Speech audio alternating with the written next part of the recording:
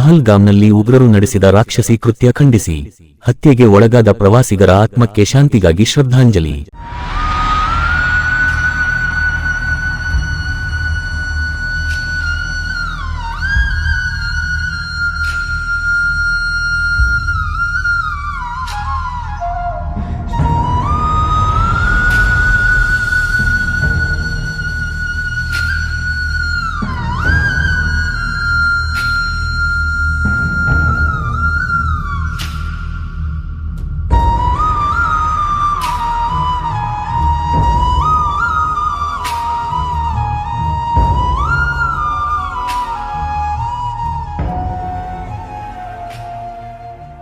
ಭಾರತೀಯ 26 ಪ್ರವಾಸಿಗರ ಮೇಲೆ ಜಮ್ಮು ಕಾಶ್ಮೀರದ ಫಲಗಾಂದಲ್ಲಿ ಉಗ್ರರ ದಾಳಿ ಖಂಡಿಸಿ ಮತ್ತು ಹತ್ಯೆಗೆ ಈಡಾದ ಪ್ರವಾಸಿಗರ ಆತ್ಮಕ್ಕೆ ಶಾಂತಿಗಾಗಿ ಶ್ರದ್ಧಾಂಜಲಿಯನ್ನು ಹುಬ್ಬಳ್ಳಿ ಧಾರವಾಡ ಎಸ್ಎಸ್ಕೆ ಮಹಾಸಭಾ ವತಿಯಿಂದ ಸಂಜೆ 6 ಗಂಟೆಗೆ ಶ್ರೀ ಸಹಾರ್ಜುನ ವೃತ್ತ ಶ್ರೀ ತುಳಜಾ ಭವಾನಿ ದೇವಸ್ಥಾನ ದಾಜಿಬಾನ್ ಪೇಟ್ನಲ್ಲಿ ಹಮ್ಮಿಕೊಳ್ಳಲಾಗಿತ್ತು.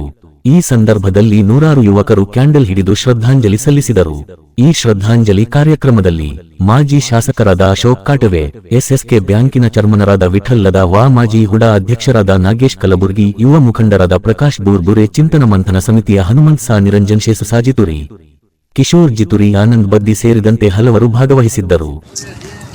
ಹುಬ್ಬಳ್ಳಿ ಎಸ್ಎಸ್ಕೆ ಸಮಾಜ್ ಮಹಾಸಭಾ ವತಿಯಿಂದ ಏನು ಮೊನ್ನೆ 22ನೇ ತಾರೀಕಿಗೆ ಜಮ್ಮು ಕಾಶ್ಮೀರ ಪಹಲ್ಗಾಮ್ನಲ್ಲಿ ಭಯೋತ್ಪಾದಕರು ನಮ್ಮ ದೇಶದ ನಾಗರಿಕರು 26 ಜನರಿಗೆ ಗುಂಡೆಟ್ಟು ಹೊಡೆದಿರುವುದು ಈ ಒಂದು ಖಂಡಿಸಿ ನಮ್ಮ ಭಾರತ ದೇಶ ಏನು ಅವರು ಪ್ರಯಾಣ ಬೆಳೆಸಿದ್ರು 26 ಕುಟುಂಬಗಳು ಅವರ ಒಂದು ನಿಹತ್ತೆಯಿಂದ ಹೋಗಿದ್ರು. ಅವರ ಕೈಯಾಗೇನ ಬಂದೂಕಿಲ್ಲ, ಅವ್ರ ಕೈಯಾಗೇನ ಚುರಿ ಇಲ್ಲ, ಅವ್ರ ಕೈಯಾಗೇನ ತಲವಾರಿಲ್ಲ. ಒಂದು ಫ್ಯಾಮಿಲಿ ಅವರ ಪರಿವಾರ ಜೊತೆಗೆ ಒಂದು ಆ ಸಂದರ್ಭದಲ್ಲಿ ಇಂಥ ಹೇಡಿದ್ದ ಕೃತ್ಯ ಮಾಡಿದಂಥ ಪಾಕಿಸ್ತಾನ ಭಯೋತ್ಪಾದಕರು ಇವತ್ತು ನಮ್ಮ ದೇಶದ ಪ್ರಧಾನಿಗಳಾದಂಥ ಶ್ರೀ ನರೇಂದ್ರ ಮೋದಿಯವರ ಇವತ್ತು ದೇಶದ ನರೇಂದ್ರ ಮೋದಿಜಿಯವರು ಯಾವ ರೀತಿ ಅವ್ರಿಗೆ ಆಕ್ಷನ್ ನೀಡ್ತಾ ಇದ್ದಾರೆ, ಪ್ರತಿಕ್ರಿಯೆ ಆನ್ ದ ಸ್ಪಾಟ್ ಕೊಟ್ಟಿದ್ದಾರೆ. ये तो अभी ट्रेलर है, पिक्चर अभी बाकी है. ಇವತ್ತು ಈ ಒಂದು ಕಾರ್ಯಕ್ರಮಕ್ಕೆ ನಾವೆಲ್ಲರೂ ಒಂದಾಗಿ ಇವತ್ತು ಪಾಕ್ ದೇಶಕ್ಕೆ ತಕ್ಕ ಉತ್ತರ ಕೊಡುವಂತಹ ಸಂದರ್ಭ ಬಂದಿದೆ. ಕೆಲವಷ್ಟು ನಾಯಕರುಗಳು ಹೇಳ್ತಾರೆ ಅಂದ್ರೆ ನಾವು ಯುದ್ಧ ಬೇಡ, ಯಾಕಲ್ಲಿ ಈಗ ಆಗ್ಬಿಟ್ಟೈತಿ ಅಂತವ್ರು ಯಾಕೆ ನೀವು ಯುದ್ಧ ಮಾಡ್ತೀರ ಅಂತ ಹೇಳಿ ಈ ದೇಶದ ಮುಖ್ಯಮಂತ್ರಿಗಳಂತ ಸಿದ್ದರಾಮಯ್ಯ ಅವರು ಹೇಳ್ತಾರೆ ಅಂದ್ರೆ ನಾಚಿಕೆಡಿ ಸಂಗತಿ ಅಂತ ಹೇಳ್ಬೋದು. ರಾಜ್ಯದ ಮುಖ್ಯಮಂತ್ರಿಗಳು ಈ ದೇಶದಲ್ಲಿ ಏನು ಇವತ್ತು 140 ಕೋಟಿ 140 ಕೋಟಿ ಇವತ್ತು ಎಲ್ಲ ಭಾರತ ವರ್ಷ ಒಂದಾದ್ರೆ ಇದೊಂದು ಹೇಳಿಕೆ ನೀಡುವಂತಹ ಕೃತ್ಯ ಇವತ್ತು ನಾವು ನೋಡುವಂತ ಸಂದರ್ಭ ಬಂದಿದೆ. ಈ ಒಂದು ಸಿದ್ದರಾಮಯ್ಯ ಅವರಿಗೆ ಬರೀ ಅವರ ವೋಟ್ ಬ್ಯಾಂಕಿಗೆ ಅವ್ರಿಗೆ ಇರುವಂತಹ ಪ್ರೀತಿಗೆ ಮಾತ್ರ ಅವರು ಪಾತ್ರ ಆಗಿದ್ದಾರೆ. ಇವತ್ತು ಒಂದೇ ಸಲ ನಮ್ಮ ಕಡೆ ಅಟ್ಯಾಕ್ ಆಗಿಲ್ಲ, ಸಾಕಷ್ಟು ಸಲ ಅಟ್ಯಾಕ್ ಆಗಿದೆ ಭಾರತದಲ್ಲಿ. ಯಾಕೆ ಹಿಂದೆ ಇಂದಿರಾ ಗಾಂಧಿ ಅವರ ಒಂದು ಹತ್ಯೆ ಆದಾಗ ಇವ್ರದೇ ಸರ್ಕಾರ ಇತ್ತು. ಅವಾಗ ಈ ಒಂದು ರಾಜಕಾರಣಿ ಬಿಟ್ಟು ಇಲ್ಲಿ ಇದ್ದಂತ ಡಿಸ್ಟ್ರಿಕ್ಟ್ ಮಿನಿಸ್ಟರ್ ಏನಂತಾರೆ, ಸೆಕ್ಯೂರಿಟಿ ವೈಫಲ್ಯ ಆಗೈತೆ ಅಂತ ಹೇಳ್ತಾರೆ. ಆದ್ರೆ ಹಿಂದೆ ರಾಜೀವ್ ಗಾಂಧಿ ಅವ್ರಿಗೂ ಹೊಡೆದ್ರಲ್ಲ, ಅವಾಗೆಲ್ಲ ಹೋಗಿತ್ತು ರೀ ಸೆಕ್ಯೂರಿಟಿ. ಹಿಂದಕ್ಕೆ ಇಂದಿರಾ ಗಾಂಧಿ ಅವರು ಹೊಡೆದ್ರಲ್ಲ, ಅವಾಗೆಲ್ಲ ಹೋಯ್ತು ಸೆಕ್ಯೂರಿಟಿ. ಇವತ್ತು ರಾಜಕೀಯ ಮಾಡಿದ್ ಬಿಟ್ಟು ದೇಶ ಒಂದಾಗ್ಲಿ ಅಂತ ಹೇಳಿ ನಾವು ಎಲ್ಲರೂ ಕೂಡಿ ದೇಶಭಕ್ತರಿಂದ ನಾವು ಮಾಡಿದ್ರೆ ಇವತ್ತು ಅವ್ರದೇ ಆದಂತ ಒಂದು ರಾಜಕಾರಣ ಮಾಡಿ ಒಂದು ಮಗರಮಚ್ಚ ಹಸು ಮಾಡ್ಕೊಂತ ಹೊಂಟಿದ್ದಾರೆ. ಇವತ್ತು ನೈತಿಕತೆ ಅವರು ಹೊತ್ತು ದೇಶ ಇವತ್ತು ನರೇಂದ್ರ ಮೋದಿ ಅವರು ಏನ್ ಕೆಲಸ ಮಾಡ್ತಾ ಇದ್ರ ಅದಕ್ಕೆ ಕೈ ಬಲಪಡಿಸ್ಬೇಕು ಅಂತ ಹೇಳಿ ನಾವು ಕೂಡ ಒಂದು ಎಸ್ಎಸ್ಕೆ ಸಮಾಜದ ಮಹಾಸಭಾ ವತಿಯಿಂದ ಅವ್ರಿಗೂ ಒತ್ತಾಯ ಮಾಡ್ತೀವಿ.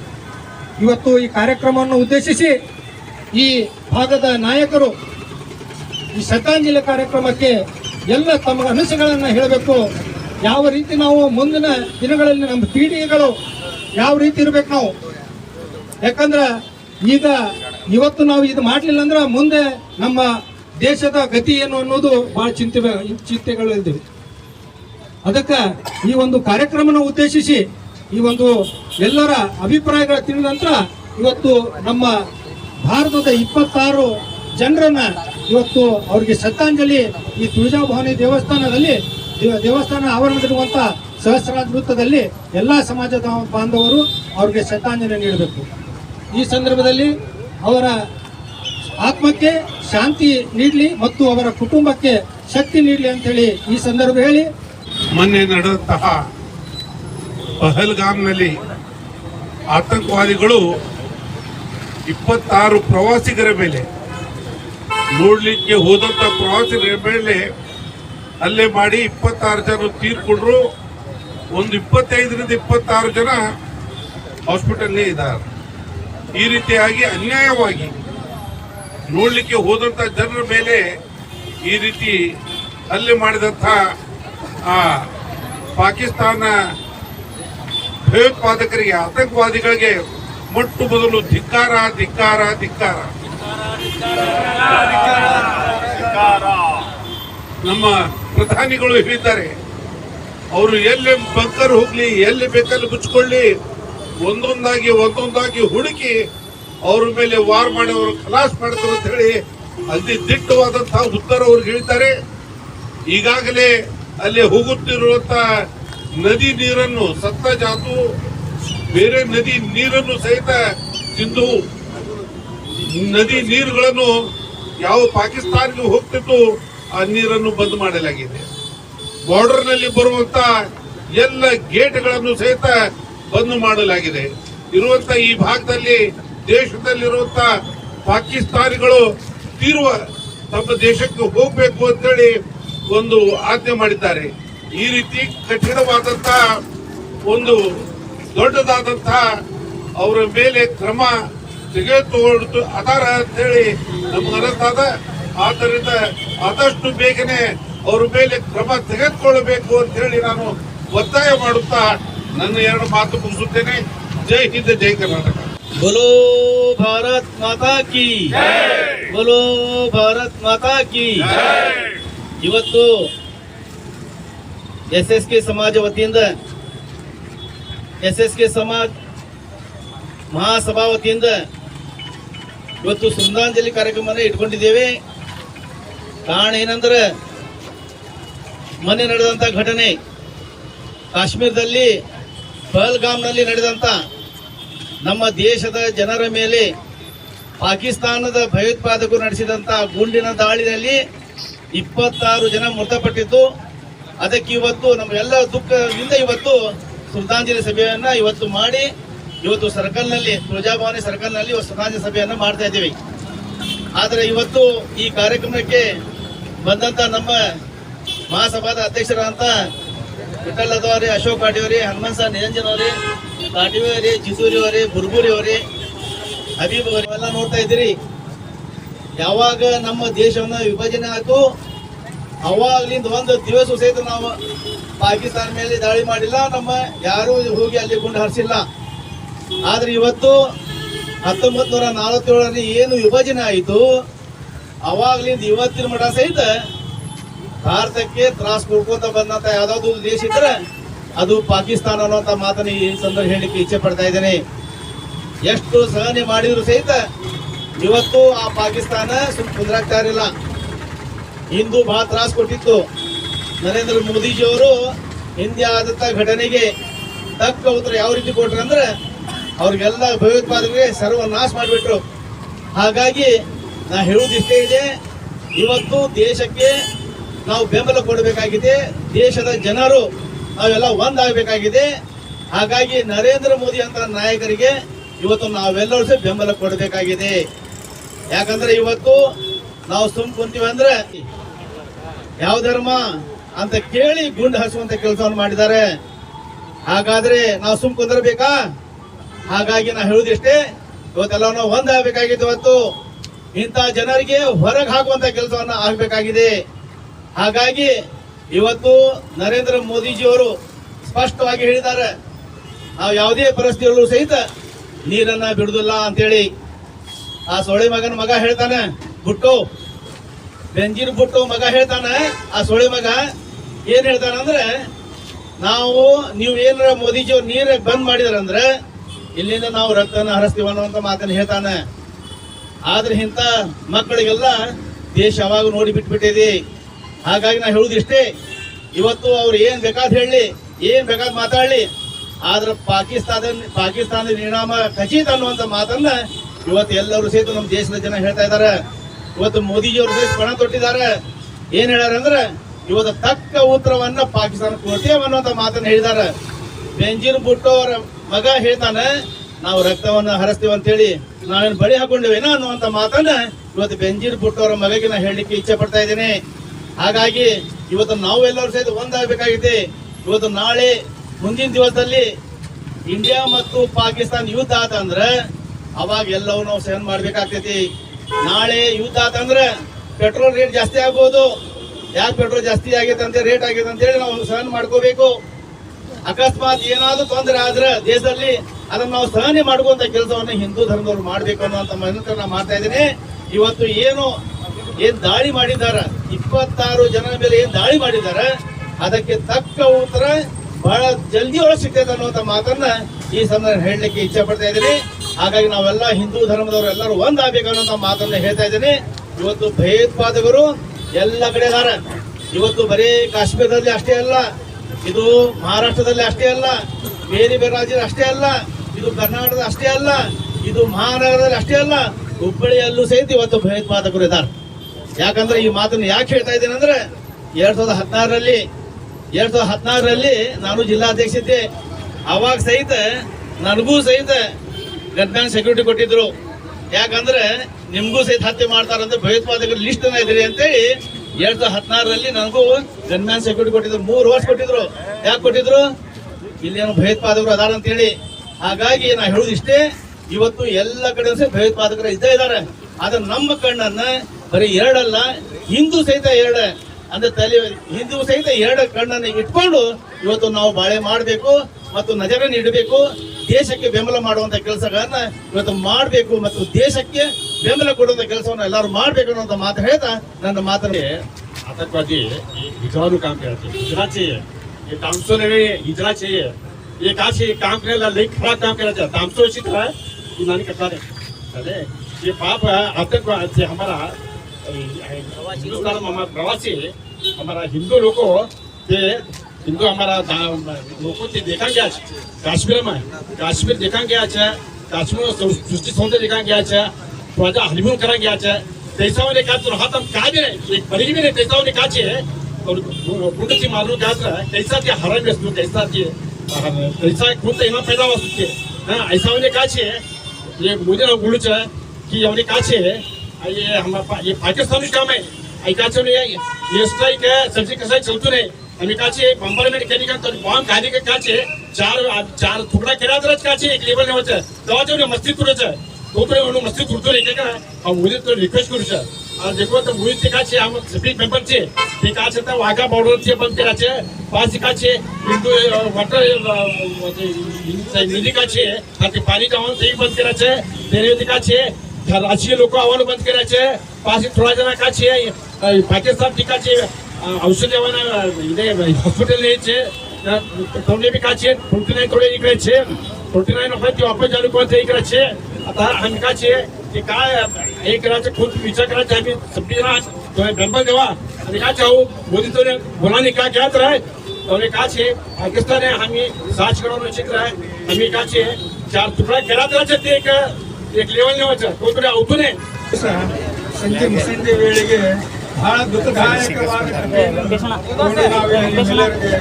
ಬಂದಿದ್ದೇವೆ.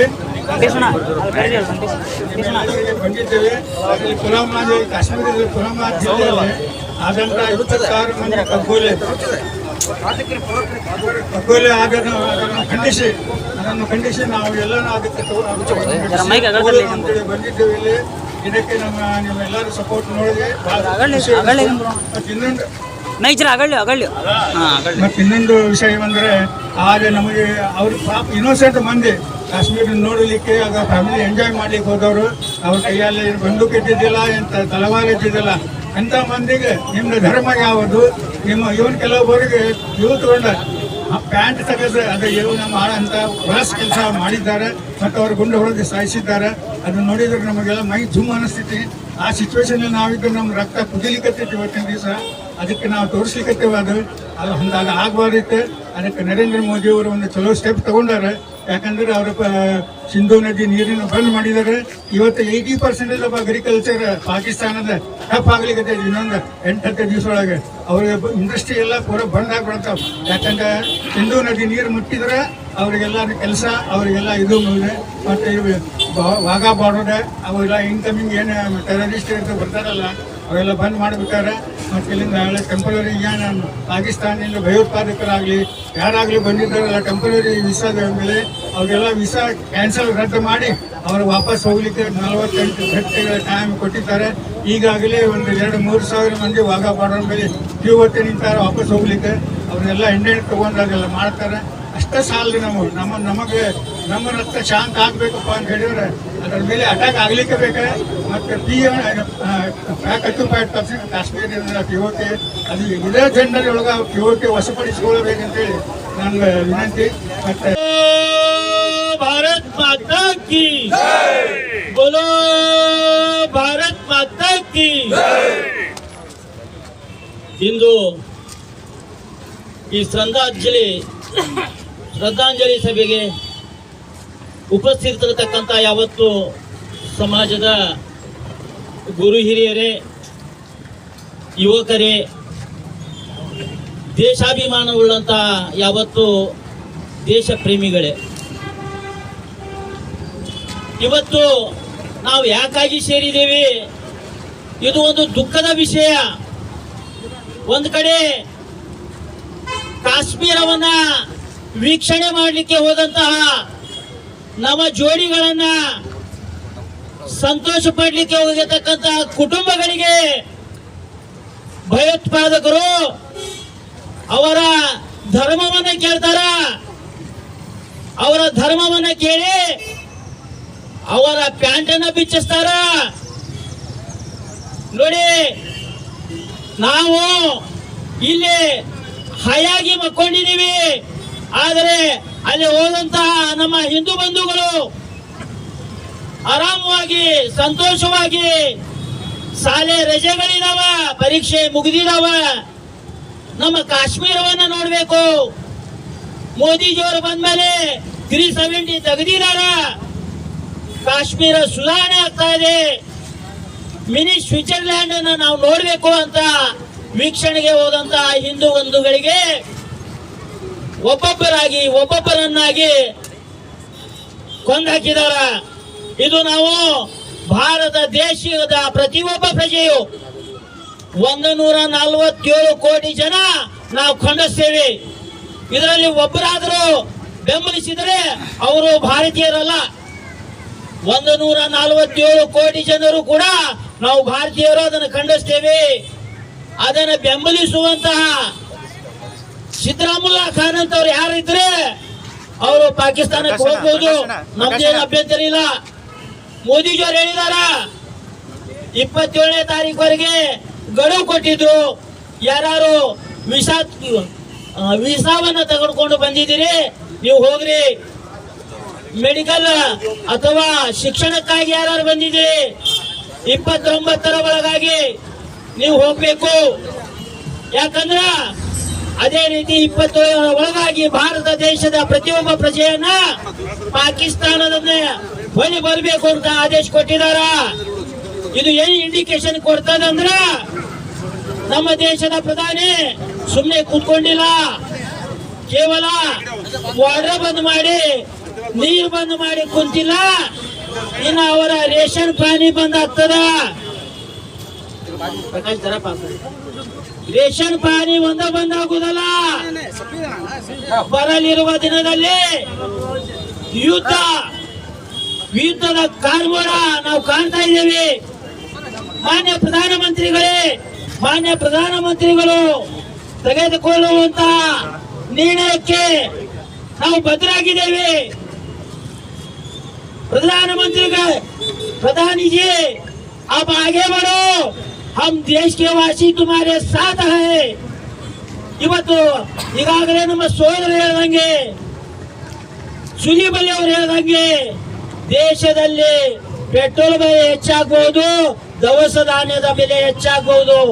ಆದರೆ ನಮ್ಮ ಭಾರತ ಸಮಗ್ರವಾಗಿರಬೇಕಾದ್ರೆ, ಮುಂದಿನ ಪೀಳಿಗೆ ಸಂತೋಷವಾಗಿರಬೇಕಾದರೆ ನಾವು ಇವತ್ತು ಕಠೋರವಾದ ನಿರ್ಣಯ ತಗೊಳ್ಳುವಂತ ಅವಶ್ಯಕತೆ ಇದೆ. 1947ರಲ್ಲಿ ದೇಶ ವಿಭಜನೆ ಮಾಡುವ ಸಂದರ್ಭದಲ್ಲಿ ಸ್ಪಷ್ಟವಾದ ನಿರ್ದೇಶನ ಇದೆ. ಧರ್ಮದ ಆಧಾರದ ಮೇಲೆ ಪಾಕಿಸ್ತಾನ ಮತ್ತು ಭಾರತ ವಿಭಜನೆ ಆಗಿದೆ. ಪಾಕಿಸ್ತಾನವನ್ನು ಪಡೆದಂತಹ ಆ ಮುಸ್ಲಿಂ ಬಂಧುಗಳು ಇವತ್ತು ಕೂಡ ಇಲ್ಲಿದ್ದಾರೆ. ಅವರು ಭಾರತ ದೇಶದ ಪ್ರಜೆಗಳಾಗಿ ಬದುಕುತ್ತಿದ್ದರೆ ಬದುಕಬೇಕು. ಅವರಿಗೆ ಆ ದೇಶದ ಮೇಲೆ ವ್ಯಾಮೋಹ ಇದ್ದರೆ ಅವರು ಹೋಗ್ಬಹುದು, ನಮ್ದೇನು ಅಭ್ಯಂತರ ಇಲ್ಲ. ಆ ಸಂದರ್ಭದಲ್ಲಿ ದೇಶ ವಿಭಜನೆ ಆದಾಗ ಅವರ ಪ್ರಜೆಗಳು ಇಲ್ಲಿಂದ ಸುರಕ್ಷಿತವಾಗಿ ಹೋದ್ರು, ನಮ್ಮ ಬಂಧುಗಳು ಅಲ್ಲಿಂದ ಹೆಣವಾಗಿ ಬಂದ್ರು. ಅದು ಇದುವರೆಗೂ ನಾವು ಮರ್ತಿಲ್ಲ. ಅದೇ ಒಂದು ಕೃತ್ಯ ಇಲ್ಲಿವರೆಗೂ ನಡೀತಾ ಬಂದಿದೆ. ಮಾನ್ಯ ಪ್ರಧಾನಮಂತ್ರಿಗಳೇ, ನರೇಂದ್ರ ಮೋದಿ ಜಿ ಜಬ್ ತಕ್ ಆಪ್ ಹೈ ಯೇ ಹೋ ಸಕ್ತಾ ಹೈ, ನಿಮ್ಮ ಕೈಯಲ್ಲಿದೆ, ಸರಿಯಾದ ನಿರ್ಣಯವನ್ನು ತೆಗೆದುಕೊಳ್ಳಿ. ಮುಂದೆ ಯಾವನು ಷಂಡ ಬಂದ್ರೆ ಈ ಕೆಲಸ ಮಾಡಕ್ ಆಗುದಿಲ್ಲ. 56 इंच के छाती वाला जो प्रधानी है उनके हाथ से काम होने वाला है. ದಯವಿಟ್ಟು ಇದು ಮಾಡಿ. ನಿಮ್ ಜೊತೆಗೆ ನಾವಿದ್ದೀವಿ.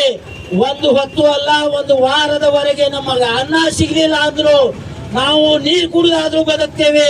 ಆದ್ರೆ ಈ ಹೇಳಿ ಹಂಗೆ ಬದುಕೋದು ನಮಗೆ ಬೇಕಾಗಿಲ್ಲ. ಇದು ಸಾಕಾಗೋಗ್ಯದ. ಪ್ರತಿಯೊಂದು ಮೊನ್ನೆ ನೋಡಿದ್ರೆ ಬಾಂಗ್ಲಾದೇಶ, ಈಗ ನೋಡಿದ್ರೆ ಪಶ್ಚಿಮ ಬಂಗಾಳದಲ್ಲಿ ದೇಶದ ಕಾನೂನನ್ನು ನಂಬುದಾದ್ರೆ ಇರ್ಲಿ, ದೇಶದ ಕಾಯ್ದೆ ಸಂವಿಧಾನ ನಂಬುದಾದ್ರೆ ಇಲ್ಲಿ ಇರ್ಲಿ. ನಮ್ಮ ದೇಶದ ಅನ್ನ ನೀರು ತಗೊಂಡು, ನಮ್ಮ ದೇಶದ ಎಲ್ಲ ಸವಲತ್ತುಗಳನ್ನು ತಗೊಂಡು ನಮ್ಮ ಮೇಲೆ ಕಲ್ಲು ಹೊಡೆಯುವಂತ ಬಿಡಬಾರದು. ಅವ್ರಿಗೂ ಕೂಡ ಗುಂಡಿಕ್ಕಿ ಕೊಲ್ಲಬೇಕು ಅನ್ನುವಂತ ಆದೇಶ ಪ್ರಧಾನಿಯಿಂದ ಬರಬೇಕು. ಇಲ್ಲಿಯ ಜಿಲ್ಲಾ ಒಬ್ಬ ಸಚಿವರು ಹೇಳ್ತಾರೆ, ಪ್ರಧಾನಿ ಮಂತ್ರಿಗಳು ರಾಜೀನಾಮೆ ಕೊಡಬೇಕು. ಅರೆ ಬಾಬಾ, ತೂ ಕ್ಯಾ ಹೈ, ನಿನ್ನ ಕೆಲಸ ಏನು ಅದನ್ನ ನೋಡು. ಕಾರ್ಪೊರೇಷನ್ ಕಸ ಹೊಡೆಯುವುದು, ಆ ಕಸ ಹೊಡೆಯೋದು ಕೆಲಸ, ಭಂಗಿದು ಅದನ್ನಷ್ಟ ನೀ ನೋಡ್ಕೋ. ಪ್ರಧಾನ ಮಂತ್ರಿಗೂ ಗೊತ್ತದ, ಪ್ರಧಾನಿಗಳು ಆದ ಮೇಲೆ ಎಷ್ಟು ದೇಶ ಸುತ್ತಿದಾರ, ನೀ ಖಾಲಿ ಲೆಕ್ಕ ಹಾಕೊಂಡ್ ಕುಂದರ. ನಮ್ಮ ಪ್ರಧಾನಿಗಳ ಬಗ್ಗೆ ಯಾವನೇ ಮಾತಾಡಿದ್ರು ದೇಶದ್ರೋಹಿ ಅಂತ ನಾವು ಘೋಷಣೆ ಮಾಡ್ಬೇಕಾಗ್ತದ. ನಾವು ಇಲ್ಲಿ ಪಕ್ಷಪಾತ ನೋಡಕ್ ಕುಂತಿಲ್ಲ. ನಮ್ಮ ದೇಶ ಉಳಿಬೇಕು. ದೇಶ ಉಳಿದರೆ ಮುಂದೆ ನೀವು ರಾಜಕೀಯ ಮಾಡ್ತೀರಿ.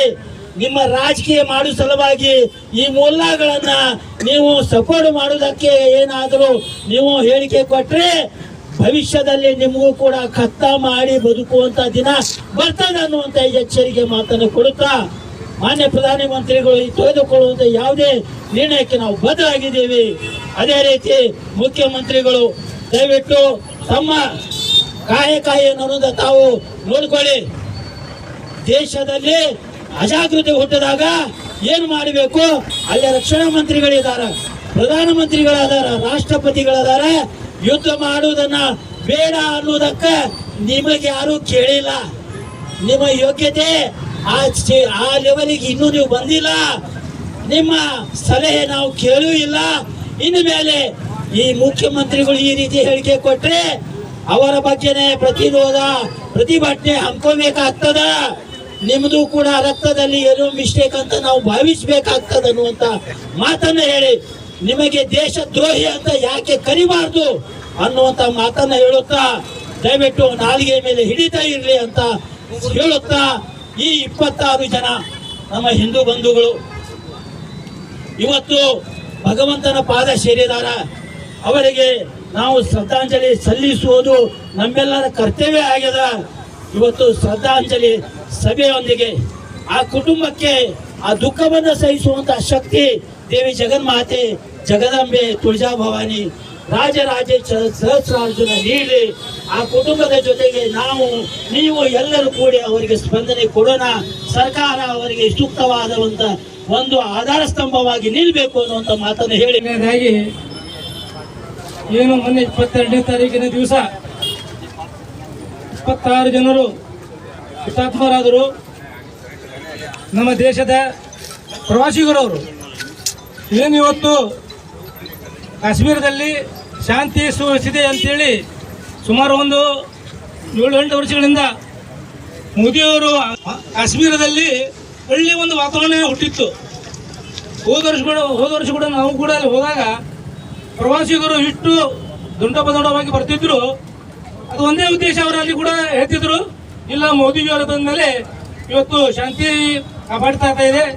ಮತ್ತು ಕಾಶ್ಮೀರದ ಜನರು ಕೂಡ ಕೆಲವೊಂದು ಜನರು ಉಗ್ರಗಾಮಿ ಇರ್ಬೋದು, ಅಲ್ಲಿ ಜನರು ಭಾರಿ ನೆಮ್ಮದಿಯಾಗಿ ಅವರು ಬಾಳ್ತಾ ಇದ್ರು. ಇಲ್ಲ ರೀ, ಮೋದಿಯವರು ಬಂದ ಮೇಲೆ ನಮ್ಮ ಒಟ್ಟು ಜೀವನ ಬಹಳ ಚೆನ್ನಾಗಿ ನಡೀತಾ ಇದೆ ಮತ್ತು ಟೂರಿಸ್ಟ್ ಜನ ಬಹಳ ಜನ ಬರ್ತಾ ಇದ್ದಾರೆ. ನಾವು ಬಹಳ ಸಂತೋಷದಿಂದ ಇವತ್ತು ನಾವು ಮೋದಿಯವರಿಗೆ ನೆನೆಸ್ತಾ ಇದ್ದೇವೆ ಅಂತ ಹೇಳಿ ಅವರು ಹೇಳ್ತಾ ಇದ್ರು. ಆದರೆ ಏನು ಒಂದು ವರ್ಷದಿಂದ ಒಂದು 6 ತಿಂಗಳಿಂದ ನ್ಯಾಷನಲ್ ಕಾನ್ಫರೆನ್ಸ್ ಏನು ಅಧಿಕಾರಿ ಬಂತು, ಅಧಿಕಾರಿ ಬಂದ ಮೇಲೆ ಇದು ಒಂದು ಮತ್ತು ದೊಡ್ಡ ಚೆನ್ನಾಗಿದೆ. ಅವ್ರು ಬಂದ ಮೇಲೆ ಏನು ಪಹಲ್ಗಾಮದಲ್ಲಿ ಇರುವಂತ ಒಂದು ಮಿನಿ ಸ್ವಿಟ್ಜರ್ಲ್ಯಾಂಡ್ ಪಹಲ್ಗಾಮದಿಂದ ಒಂದು 5 ಕಿಲೋಮೀಟರ್ ದೂರದಲ್ಲಿದೆ. ಅಲ್ಲೇ ನಡ್ಕೊಂಡು ಹೋಗ್ಬೇಕು, ಇಲ್ಲಿ ಕುದುರೆ ಮೇಲೆ ಹೋಗಿ ವಾಪಸ್ ಕುದುರೆ ಮೇಲೆ ಬರಬೇಕು. ಮತ್ತು ಮಿನಿ ಸ್ವಿಟ್ಜರ್ಲ್ಯಾಂಡ್ ಭಾರಿ ನೋಡುವಂತ ಸ್ಥಿತಿ ಜಾಗ ಅದು. ಆ ಜಾಗದಲ್ಲಿ ನಮ್ಮ ಹೋದ ಪ್ರವಾಸಿಗರ ಮೇಲೆ ಹಿಂದೂಗಳಂತ ನೋಡಿ ಹುಡುಕಿ ಹೊಂದಿದಾರಲ್ಲ, ಇವರು ಪಾಪಿಗಳು, ಇವರಿಗೆ ತಕ್ಕ ಶಿಕ್ಷೆ ಆಗಬೇಕು. ಏನು ಒಂದು ಘಟನೆ ಆಗಿದೆ, ಆ ಘಟನೆ ಆದ ಮೇಲೆ ನಾವು ಟಿವಿ ಬಿಟ್ಟು ಸರಿದಿಲ್ಲ. ಒಂದು ನಮ್ಮ ಮನೆಯಲ್ಲಿ ಒಂದು ಏನು ಅನಾಹುತ ಆದ್ರೆ ಯಾವ ರೀತಿ ಆಗುತ್ತೆ ಆ ನಮ್ಮನೆ ನಮ್ಮೆಲ್ಲರಿಗೂ ಆಗಿದೆ. ಹಿಂದೂ ಮಂದಿಗೆ ಬಹಳ ದುಃಖ ಆಗಿದೆ. ಅದು ದುಃಖವನ್ನು ಮೋದಿಯವರು ಒಳ್ಳೆ ಒಂದು ನಿರ್ಧಾರ ತೆಗೆದುಕೊಂಡಿದ್ದಾರೆ.